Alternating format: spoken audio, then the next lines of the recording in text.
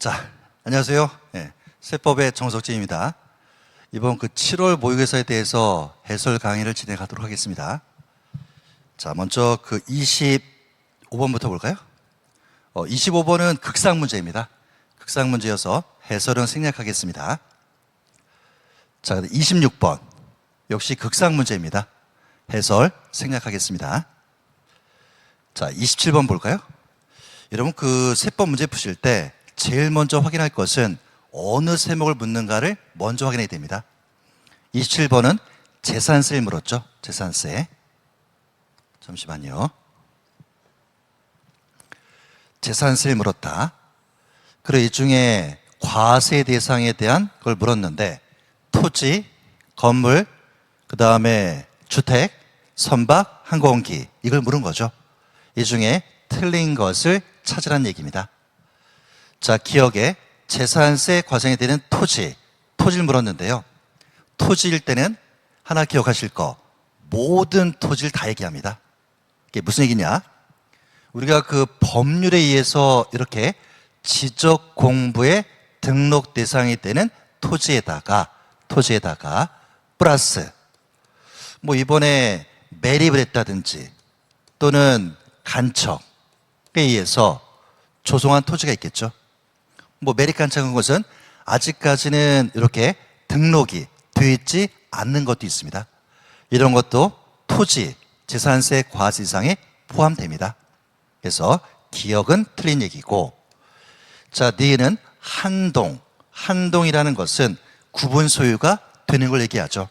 그래서 주거와 주거용도로 사용되고 있더라 그러면 주거용으로 사용되는 부분만을 주택으로 봅니다. 맞는 얘기입니다. 하나 비교하실 것은 한동이 아니고 한구가 나왔을 때는 주택의 면적이 50% 이상 사용할 때 전부를 다 주택으로 보는 겁니다. 그래서 한동과 한구 구별이 돼야 되겠죠. 자, 이것은 주택에 대한 얘기인데요. 주택을 풀 때는 항상 이 그림을 기억하셔야 됩니다. 주택인데 건물 소유자는 갑이고 토지자는 을로서 다를 때가 있습니다. 이럴 때는 주택은 소유권자 달라도 이렇게 통합을 해서 재산세를 계산합니다. 자, 볼까요?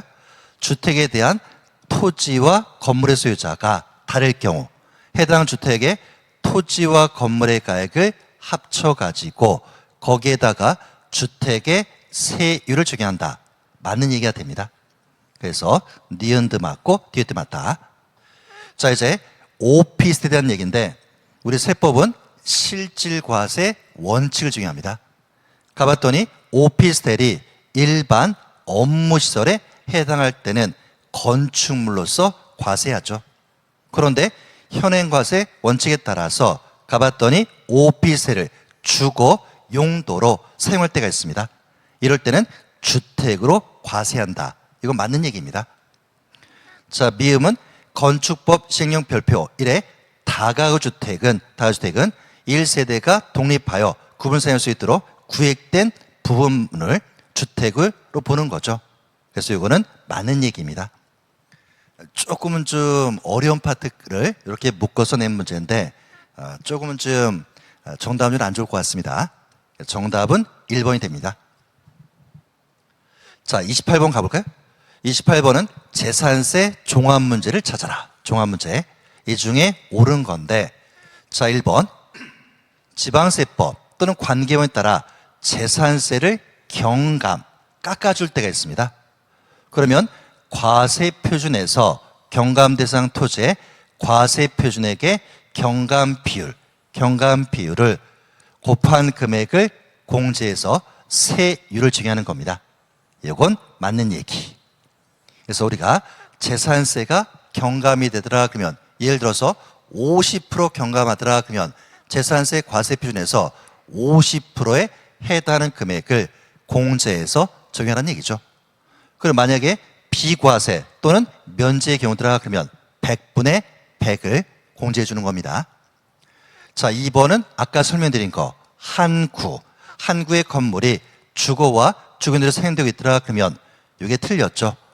주거용으로 사용되는 것이 50%를 초과할 때만 전부를 다 주택으로 보는 겁니다. 2번 틀렸고 3번은 재산세 납세 의무자 편에서 과세일 현재 공부상에 개인 등의 명의로 등재되어 있는 사실은 종중재산이죠. 그런데 종중소유임을 신고하지 않을 때가 있습니다. 이럴 때는 종중을 납세 의무자라는 게 아니고 누가 되는가? 공부상 소유자. 공부상 소유자가 재산세 납세 의무자가 되는 겁니다. 그래서 3번 틀렸다. 4번은 재산세 파트에서 물납 신청을 받은 시장군수구청장이 물납을 요구합니다. 그러면 물납한 재산을 얼마짜리로 평가할 건다는 얘기인데 여기 물납 허가일 현재가 틀렸죠. 과세행일인 6월 1일 현재 시가로 평가하는 겁니다. 자, 5번은 지자체가, 주의하실 거, 지자체가 남의 건물을 사용하는데 재산에 대해서 소유권의 유상 이전을 약정한 경우죠. 자, 지자체가 남의 건물을 사용할 때 대가 지불하는 유상 이전입니다. 그러면 그 재산세는 부과하지 아니하는 게 아니고 부과를 하는 겁니다. 다시 얘기하면 재산세는 과세가 되는 거죠. 그래서 5번도 역시 틀린 질문이 됩니다. 정답은 1번이죠. 1번. 자, 29번으로 가볼까요? 29번은 종합부동산세에 관한 얘기로서 옳은 걸 찾아라. 여러분, 종합부동산세 문제 풀 때는 토지 칸의 종합합산인지 토지 칸의 별도합산인지 주택인지 요거를 좀 확인하면서 풀어야 됩니다. 자, 1번을 봤더니 토지에 대해서 별도 합산을 묻고 있죠. 그리고 세율을 물었습니다. 세율은 요게 틀렸죠. 그래서 토지 칸의 별도 합산 세율은 0.5에서 0.7%의 초과 누진세율을 정의하는 겁니다. 자, 2번 과세표준 합산 대상에 포함되지 않는 주택을 보유한 납세 의무자는 이거를 신고해야 되는데 해당 연도 이게 틀렸죠. 9월 1일부터 9월 30일까지 세무서장에게 해당 주택의 보유량을 신고를 해야 되는 겁니다. 자, 3번은 토지 칸의 별도 합산인데 봤더니 재산세로 부과된 세액이 세부담 사항을 적용받았더라. 그러면 먼저 낸 재산세를 빼주는데 이때는 상한을 적용받기 전의 세액을 빼주는 게 아니죠. 적용받은 세액을 빼주는 겁니다. 4번에서 보시면 납세지인데요. 납세지, 거주에 대한 납세지는 주소가 있겠죠. 따라서 그 사람의 주소지가 돼야 됩니다. 5번은 주택분 종합부동산세 계산할 때 하나의 주택을 여러 사람이 공동으로 매수해서 소유하고 있더라 그러면 공동소유자 각자가 그 주택을 소유한 것으로 본다. 이게 맞는 얘기입니다. 그래서 정답은 5번. 자, 30번 가볼까요? 역시 종합부동산세에서 주택과 토지 그리고 부가징수에 관한 설명을 옳은 걸 찾으라는 얘기입니다. 자, 1번을 보실 때 관할세무장이 종합부동산세를 징수하려면 납부기한이 개시 5일 전까지 주택분과 토지분을 합산한 과세표명세액을 납부기소에 따라서 발급해야 되는데 일단은 발급이죠. 고지서 일찌감치 보내는 얘기입니다. 언제까지인가? 납부기한 개시 5일 전까지 발급해야 됩니다. 근데 주의하실 것은 보낼 때 주택분 얼마 그리고 토지분 얼마라고 이렇게 구분해서 보내는 거죠. 합산이 틀렸다는 얘기입니다. 자, 2번은 관할세무장은 종부세로 납부할 세액이 1천만 원을 초과하더라 그러면 물납을 허가할 수 있다가 틀렸죠. 종합부동산세에서 물납은 폐지가 되었습니다. 3번은 재산세 과세상 중에서 분리과세상 토지는 종합부동산세 과세 대상이 아니죠. 토지에서는 종합합산과 별도합산만이 종합부동산세 과세 대상이 되는 겁니다. 4번은 관할세무장은 종부세 납부할 세액이 300만 원입니다. 300만 원. 자, 그러면 분납을 묻는데 먼저 낼 금액은 250만 원이죠. 그리고 250만 원을 초과하는 금액인 최대 50만 원을 납부기한 지난 날부터 종합부동산세는 6개월이죠. 이내 분납하게 할 수 있다. 그래서 이게 맞는 얘기고. 자, 5번은 과세일 현재 만 65세 이상 보유하고 있더라 그러면 종합부동산세에서 연령에 따른 세액공제를 해주는데 주의하실 거 이거는 1세대 1주택 단독 명의자만 해주는 거죠. 근데 봤더니 토지에 대해서 해준다. 이게 틀렸다는 얘기입니다. 그래서 정답은 4번이 됩니다. 자, 31번은 극상으로서 통과하도록 하겠습니다. 자, 32번. 32번은 계산 문제인데요. 이거 풀 수 있어야 됩니다. 자, 그런데 문제에서 약간의 그 착오가 발생했기 때문에 해설을 통해서 제가 수행해 드리도록 하겠습니다. 거주자 갑의 매매에 의한 미등기된 토지. 이게 키포인트죠. 취득 및 양도에 관한 다음 자료를 이용해서 양도세 산출세액을 계산하라. 단 법령에 따른 적격 증명서류 수반하고 있으며 주어진 조건 외에는 고려하지 않습니다. 자, 그럼 먼저 계산 구조가 떠올라야 되겠죠. 자, 칸이 적어서 좀 적겠습니다. 우리가 그 양도가액에서 취득가액을 빼주고 기타 필요비 빼주면 양도 차익이 나옵니다. 여기서 빼기 장기 보유 특별공제 하면 양도 소득금이 나오죠. 빼기 양도소득 기본세액 주면 과세 표준 나옵니다. 곱하기 세율을 하면 산출세액이 나오죠. 여기까지 계산하는 겁니다. 양도가액은 원칙이 실거래가, 취득가액도 원칙은 실거래가죠. 취득 당시 실거래가를 확인할 수 있다 그러면 자본적 지출액과 양도비용 해줍니다.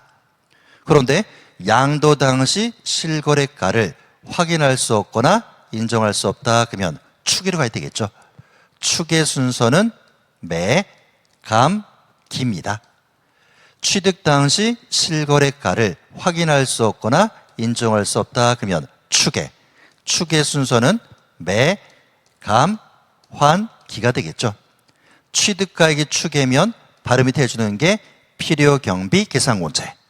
취득 당시 기준시가에다가 공제율은 3% 이렇게 틀을 잡으시기 바랍니다. 자, 풀어보겠습니다. 지금 봤더니 양도가액은 실거래가 1억 5천입니다. 그럼 여기에다가 1억 5천 적으시면 되겠죠. 그런데 취득 당시 실거래가는 확인이 불가능합니다. 그럼 추계 순서 매감 환기인데 문제 푸실 때 그 어디에도 매매 사례가액, 감정가액은 안 보입니다. 이런 걸 뭐라 하냐? 주어진 조건 이외에는 고려하지 않는다. 이렇게 단서를 주는 겁니다. 그러면 매매 사례가액 없고 감정가액 없으니까 세 번째 순서인 환산 취득가액을 적용이 되겠죠. 환산할 때는 기준시가 비율대로 환산합니다. 양도 당시 기준시가가 1억이고 취득 당시 기준시가가 4천만 원이니까 이 비율 40% 적용하면 되죠. 자, 그러면 양도 당시 실거래가는 1억 5천입니다. 이것에 40% 적용하면 얼마 나오는가? 환산 취득가액은 6천만 원이 나옵니다. 6천만 원. 그럼 바로 밑에 필요경비 계산공제 해줘야 되는데 취득 당시 기준시가 4천만 원. 그리고 공제율은 3%인데요. 3%인데요. 이 문제가 미등기입니다. 그러면 공제율은 0.3%로 해주는 거죠. 그래서 표미자 공세 문자가 얼마 나오는가? 12만 원이 나옵니다. 12만 원. 그런데 우리 문제에서 봤더니 양도세 부담을 최소화한다. 이걸 검토해야 되겠죠. 왜냐? 취득가액이 환산 취득가액이면 환산 취득가액과 피임상 문제 합친 거 6,012만과 왼쪽에 자본적 지출액 양도비용 비교를 됩니다. 봤더니 자본적 지출액 및 양도비용은 500만 원이죠. 자, 그런데 여기서 하나 주의하실 것은 문제에서 어디에 봐도 세부담을 최소화한다. 그런 단서를 주어지지 않았더라도 이미 기출문제에 당연하게 취득가액이 환산 취득가액이면 검토해야 되는 겁니다. 자, 그럼 지금 사례에서 보니까 환산 취득가액 6천만 원, 피해명세금세 12만 원 합치니까 6,012만 원이죠. 또 왼쪽은 자본지출액 양도비용 500만 원입니다. 그러면 오른쪽이 더 큽니다. 그래서 양도 당시 실거래가 1억 5천에서 환산 취득가액과 피난용세 합친 거 6천 12만 원을 빼니까 양도 차익이 얼마 나오냐? 8,988만 원이 나옵니다. 이거 해설에 똑같습니다. 자, 그런데 장기부채비용을 빼줘야 되는데 미등기니까 적용하지 않죠. 그러면 소득 금액도 똑같은 금액이 나옵니다. 8,988만 원이 나옵니다. 자, 그리고 기본공제인데요. 기본공제도 미등기니까 적용하지 않습니다. 그러면 과세 표준은 8,988만 원이 나옵니다. 그래서 그 해설에서 기본공제 250만 원을 빼셔야 됩니다. 여기 잘못된 겁니다. 자, 그다음 세율인데 이거는 지금 미등기니까 세율은 70%가 되겠죠. 70% 적용하면 산출세액이 얼마 나오는가? 6,291만 6천 원이 나옵니다. 이렇게. 예. 그래서 좀 여기에 좀 오류가 있었습니다. 정답은 1번인데요. 1번으로 되어 있는데 이 숫자가 수정이 되어야 됩니다. 6,291만 6천 원으로. 네. 되시겠죠? 그러면서 이제 여러분들한테 제가 드릴 설명은 뭐냐? 이렇게 계산 문제가 우리 세법에서는 16문제 중에 한 문제에서 두 문제 정도 나옵니다. 근데 어떤 분들은 이렇게 계산 문제를 풀더라 그러면 포기하는 분도 있는데 최근에는 계속 이렇게 출제되고 있죠. 나중에 이거를 그 한 문제나 또는 두 문제 차이로 합격이냐 불합격이냐 이렇게 굉장히 고민하는 분이 많습니다. 나중에 후회를 하는 분도 계시죠. 이거 계산 문제 내가 충분히 풀 수 있었는데 괜하게 안 풀었다고. 그러다 보니까 여러분한테 계산 문제를 연습시키고자 우리 모의고사에 이렇게 출제했다는 얘기입니다. 그리고 또 하나 주의하실 것은 문제를 풀어갈 때요. 이렇게 계산 문제 나왔더라 그러면 일단은 통과하시는 겁니다. 통과하고 끝 문제까지 가고 나서 시간이 좀 남을 겁니다. 남았을 때 다시 돌아와서 해결하자. 이렇게 순서를 좀 지키라는 얘기입니다. 자, 먼저 다시 한번 정리해드리면 이 문제는 지금 미등기로서 이렇게 장기부채비용제 적용하지 않고 기본공제도 적용하지 않습니다. 그러다 보니까 이렇게 숫자가 바뀌어야 됩니다. 정답은 6,291만 6천 원 이렇게 바뀌는 겁니다. 그리고 마무리, 우리 시험에 세부담의 최소화 이런 단서가 주어지지 않았어도 취득가액이 환산 취득가일 때는 무조건 양쪽을 비교해야 됩니다. 오른쪽인 환산 취득가액과 피난용제 합친 것과 왼쪽 자본주의 양도비용 합친 것 비교해서 둘 중에 큰 것을 필요 경비로 해주는 겁니다. 필요 경비가 커지면 양도 차익은 적어지겠죠. 그게 바로 세부담의 최소화입니다. 자, 33번 가볼까요? 33번은 양도세에서 신고, 납부에 관한 설명으로 옳은 걸 찾아라. 자, 1번은 건물을 신축하고 취득일부터 5년 이내에 양도했습니다. 그런데 감정가액을 취득가액으로 하는 경우죠. 그러면 취득 당시 실거래가가 확인이 안 됐다는 얘기입니다. 그 추계 순서 매감 한계에서 매매 사례가액도 없기 때문에 감정가액이 있다는 얘기죠. 그럼 세법에서는 취득하고 5년도 안 됐는데 취득 당시 실거래가를 확인할 수 없다고 100분의 5에 해당하는 가산세를 부과합니다. 근데 주의하실 것은 5%를 산출세액에다가 5% 계산하는 게 아니죠. 감정가액의 5%를 가산세로 부과하는 겁니다. 그리고 마무리 가산세를 이렇게도 표현하죠. 결정세액에 가산하는 겁니다. 그래서 1번은 틀렸고, 자, 2번은 쭉 봤더니 물납을 물었죠. 양도세에서 물납은 폐지가 되었으니까 신청할 수가 없습니다. 자, 3번은 예정신고는 양도 차익이 없다. 제로를 얘기하는 거죠. 양도차손 마이너스입니다. 세무서에서는 알 수가 없으니까 모든 경우 예정신고를 하여야 하는 거죠. 틀렸고. 자, 4번은 분할 납부를 물었습니다. 이번에 납부할 세액이 3,600만 원이더라 그러면 처음에 1,800만 원 납부해야 되고 나중에는 최대 1,800만 원을 납부이 지난 후 2개월 이내에 분할 납부할 수 있는 거죠. 틀렸습니다. 자, 5번은 부담부 증여.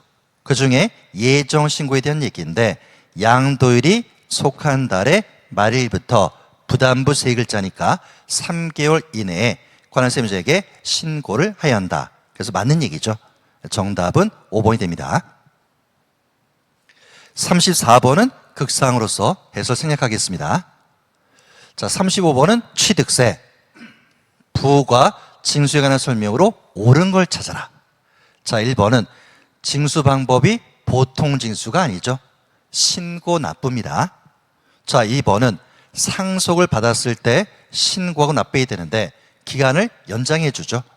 상속 개시일이 속하는 달에 말일부터 6개월 이내. 이게 틀렸고, 자, 3번은 등기 등록 관서의 장은 취득세가 납부되지 않았습니다. 그러면 납부부지를 발견했다. 다음 달 10일까지 납세 해지를 관할시장군소에게 통보를 해줘야 되겠죠. 3번은 맞는 지문. 자, 4번은 취득세 과세 물건을 취득한 후에 그 과세 물건이 중과세율의 적용 대상이 되었더라. 그러면 중과세율을 적용하여 산출한 세액에서 이미 납부한 세액을 공제해서 신고 납부해야 되는데 여기에 가산세 포함이 틀렸죠. 가산세 제외로 바뀌어야 됩니다. 그리고 끝부분에 보통징수도 역시 틀렸죠. 신고 납부로 바뀌어야 됩니다. 자, 5번에 연부취득인데 이때 면세점 여부 판단할 때는 연부 금액이 아니고 총 금액으로 50만 원 이하 여부를 판단하는 겁니다. 정답은 3번. 36번으로 가겠습니다. 부동산 임대업인데 이 중에 틀린 걸 찾아라. 자, 1번에서 제일 먼저 보실 단어는 결손금이죠. 마이너스입니다. 근데 지금 봤더니 해당 과세건의 주거용 건물 임대업에서 결손금이 발생할 때 그러면 다른 쪽에서 공제한다. 맞는 얘기죠. 2번은 사업소득에 부동산 임대로 발생한 소득이 포함되어 있을 때는 사업자는 그 소득별로 구분하여 회계 처리하여야 한다. 맞는 얘기입니다. 그래서 항상 기억하시기를 내가 공인중개사 사무실도 하고 있고 상가 임대업 두 가지 다 하고 있습니다. 그럼 세금을 계산할 때 공인중개사 사무실 소득금액까지는 따로 계산, 그리고 상가 임대업도 따로 계산이죠. 그때 쓰는 표현이 소득별로 구분하여 회계 처리, 이렇게 표현하는 겁니다. 자, 3번은 간주임들이 계산할 때 3주택 이상요 판정에 있어서 주택수에 포함되지 않는 주택이라는 것은 소형주택을 얘기하는 거죠. 그래서 주거의 용도로만 쓰이는 면적이 1호 또는 1세대당, 이게 틀렸죠. 40제곱미터 이하인 주택으로서 해당 과세의 기준시가가 이것도 틀렸습니다. 2억 원 이하인 주택을 얘기하는 겁니다. 자, 4번은 국외에 소재하는 주택의 임대소득은 주택수와 관계없이 과세가 된다. 맞고, 자, 5번은 지금 지역권을 설정 대유했다. 사업소득에 속하는데 이 단서가 붙었네요. 공익사업과 관련된 것은 부동산업에서 발생한 소득, 사업소득을 얘기하는 겁니다. 여기로 보지 아니한다. 맞는 얘기죠. 그래서 결론은 사업소득이 아니고 기타 소득으로 본다는 얘기입니다. 정답은 3번. 자, 37번은 극상으로서 해설 생략하겠습니다. 38번도 역시 극상으로서 해설을 생략하겠습니다. 자, 39번은 우리가 양도세에서 1세대 1주택의 특례에 관한 얘기죠. 이 부분은 항상 출제가 되더라 그러면 이렇게 길게 지문을 길게 출제합니다. 그러다 보니까 평소에 관련된 지문을 좀 자주 읽어주셔야 됩니다. 자, 볼까요? 영농의 목적 취득한 귀농주택, 그럼 빠르게 농어촌 주택에 속한다는 거 판단이 돼야 되겠죠. 수도권 바깥의 지역 중 면적의 소재한 주택과 일반 주택을 국내에 각각 한 개 소유하는 1세대가 귀농주택을 취득한 날부터 5년이 돼야 되겠죠. 5년 이내 그 다음 일반 주택을 양도했을 때만 국내 한 개의 주택을 수용을 봐서 그 다음 규정을 적용하는 겁니다. 자, 두 번째는 취약 등 부득이한 사유로 취득한, 요게 키워드죠. 수도권 바깥에 소재하는 주택, 지방주택을 얘기합니다. 이것과 일반 주택을 국내 각각 한 개씩 수용했을 때가 부득이한 사유가 해소된 날부터 요거 3년이죠. 그리고 일반 주택을 양도했더라, 이때만 한 개의 주택을 수용을 봐서 그 다음 기준을 정하는 겁니다. 자, 그 다음 세 번째는 1주택을 보유하고 일세를 구전한 자가 1주택을 보유해 있는 60세 이상의 직계존속과 직계존속을 동거보유하기 위해서 세대를 합침으로써 1세대가 2주택을 보유되겠다 그러면 합친 날부터 10년 이내에 먼저 양도하는 것은 1세대 1주택으로 보아서 그 다음 규정을 적용하는 거 맞습니다. 그래서 이 문제는 놓치지 말아야 될 문제입니다. 자, 40번 문제, 취득세에 대한 얘기인데요. 역시 종합 문제입니다. 이 중에 옳은 걸 찾아라. 자, 1번은 과밀 억제 권역 내 공장을 신설하거나 증설했습니다. 그럼 취득세에서 중과세라는 거 기억나실 겁니다. 그런데 문제는 취득일부터 공장 신설 또는 증설 시작한 날까지의 기간이 5년 이내이고 사업용 과세 물건의 소유자와 공장을 신설하거나 증설한 자가 다를 때는 그 소유자가 직접 공장을 신설하거나 증설한 거 봐서 중과세를 적용합니다. 그래서 정답은 1번이 되는 거죠. 자, 2번도 설명드리겠습니다. 법인이 아닌 자가 건축물을 매매로 승계 취득했는데 건축물을 취득하기 위해서 취득대금, 자, 우리가 수업 시간에 공부한 거 1억 원이었었죠. 이걸 일시급 등으로 지불했습니다. 그러면 8천만 원. 그러니까 당초 약정은 1억을 해놨는데 할인받기 위해서 8천만 원 지불했다는 겁니다. 그래서 일정액을 할인받은 경우 그 할인액인가 틀렸죠. 할인된 금액. 그래서 이때 할인된 금액은 얼마인가? 8천만 원. 그래서 기억하실 것은 당초 약정은 1억이었어. 그런데 일시급으로 8천만 원 지불했습니다. 내 지갑에서 나간 돈은 8천만 원이죠. 이때 얼마에 대해서 과세할 것이냐? 할인된 금액인 8천만 원입니다. 여기서 할인액은 2천만 원을 얘기하는데 그건 과세 표준이 아니라는 얘기죠. 자, 그 다음 3번은요. 3번은 쭉 봤더니 이게 키포인트입니다. 신고를 하지 아니하고 매각을 했죠. 그러면 중가산세 매팔 100분의 80을 적용하는 건데 하나 주의하실 거, 취득세 과세 물건 중 등기 등록이 필요하지 아니하는 과세 물건, 이것에 대해서는 중과산세 80%를 적용하지 않습니다. 자, 4번은 증여로 인한 승계 취득의 경우 해당 취득 물건을 등기 등록하더라도 취속하는 달의 말일부터 3개월 이내 공증받은 공정서에서 계약이 해지된 사실이 입증됩니다. 그러면 등기 등록이 다 끝나고 나서 계약을 해지했다는 얘기죠. 이때는 취득한 것으로 보는 겁니다. 그래서 우리 시험에서 문제 푸실 때 계약 해지가 나왔다 그러면 등기 여부 검토하시면 됩니다. 그래서 이 문제처럼 등기 등록이 이미 끝났더라 그러면 취득한 것으로 보는 겁니다. 근데 만약에 등기 등록이 아직 이루어지지 않았다 그러면 취득한 거로 보지 아니하는 겁니다.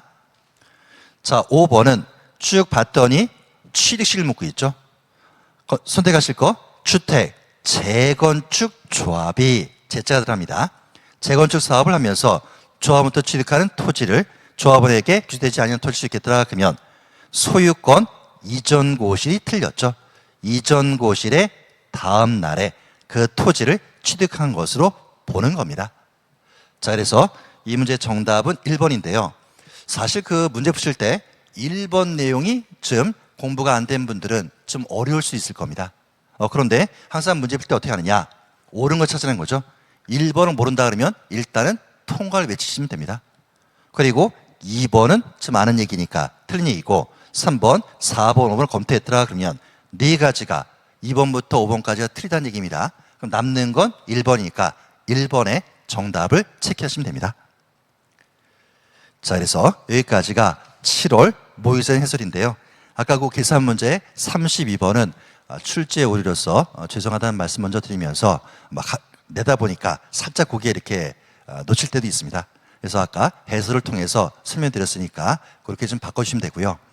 그 다음에 이제 7월 모의고사를 보고 나서 하나 이제 당부 말씀드릴 건 뭐냐면은 이제 남은 거에 이제 아직 이제 100일도 안 남았습니다. 이제는. 그러면 모든 거를 다 해서 점수를 높이겠다. 이 전략은 세법은 좋지 않습니다. 최근 시험을 파악해 보시면 일부라도 틀리라고 문제 냅니다. 그런 문제를 다 찾아서 공부할 시간은 안 된다는 얘기죠. 왜냐? 작년엔 출제했지만, 재작년엔 출제했지만 올해는 출제 안 할 수도 있기 때문입니다. 그렇다 그러면은 어떤 거 위주로 공부할 것인가? 최근에 기출문제를 분석해서 반복적으로 출제된 거, 이거를 보다 더 확실하게 놓으시는 겁니다. 그리고 16문제 풀 때 그와 관련된 문제를 먼저 풀어서 점수를 확보해 놓으시고, 그리고 나머지 문제를 여유 있게 푸시라는 거죠. 근데 또 하나 당부 말씀은 5개 지문 중에 정답이 1번이 있더라 그러면 1번에서 끝을 내야 됩니다. 나머지 지문은 읽을 필요가 없다는 얘기죠. 그래서 오늘 제가 모의고사 해설하면서 사실은 그렇게 설명드릴까 했었는데요. 막 이렇게 실제 시험 문제 풀듯이. 근데 그렇게 하면 또 좀 너무 그럴 것 같아서 전체에 대한 지문을 잠깐 설명드리는 것도 있었습니다. 근데 철저하게 정답 1번이더라 그러면 1번에서 끝내시고 나머지 안 읽는 거 이런 걸 좀 연습을 꼭 해주시기 바랍니다. 그 세법은요 항상 시간이 부족한 과목입니다. 그걸 주시하시고 풀 문제만 풀고 통과할 거 통과하고 그리고 찍을 건 찍을 수밖에 없다는 얘기입니다. 그러면 약간 불안하시다고요? 불안 안 해도 됩니다. 그래도 못해도 10문제 이상은 맞추게끔 출제를 하고 있습니다. 그래서 여러분들이 최근 기출문제도 보시면서 그런 연습까지 해주시면 너무너무 좋겠습니다. 자, 오늘 해설 여기서 마치겠습니다. 고맙습니다.